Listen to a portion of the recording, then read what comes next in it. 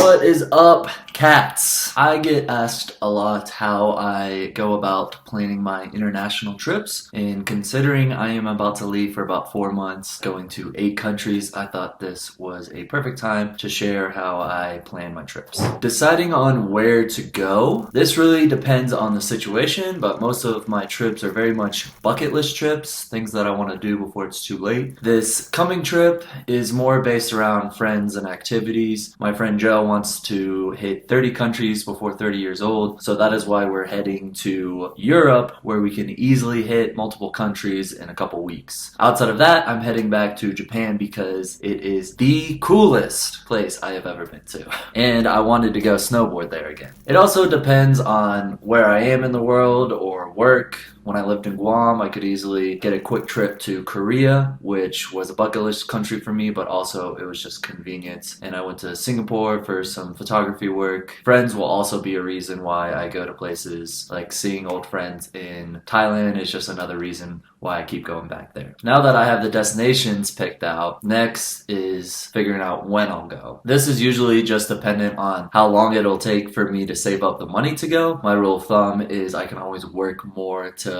go sooner. Like this year, working 3 jobs like a crazy person. I also start doing research on any visas or anything that I might need to enter certain countries. Luckily, as an American, I don't have to worry about that too much, but renting a van in Europe this time around, I had to look into tolls and vignettes and different driving laws. Seems like common sense that different countries will have different laws, but you would be surprised at how little research people do when going to a new country. When it comes to making an itinerary, I kind of leave it open-ended. I'll do some research on things to do and things to see, but I like to have the option of flexibility so I don't plan things down to the minute like some people do. I do like to stay organized though, because going to multiple countries can get complicated quick, especially when you go in groups of friends. So this year I have been using this organization app called Craft to keep track of all my things.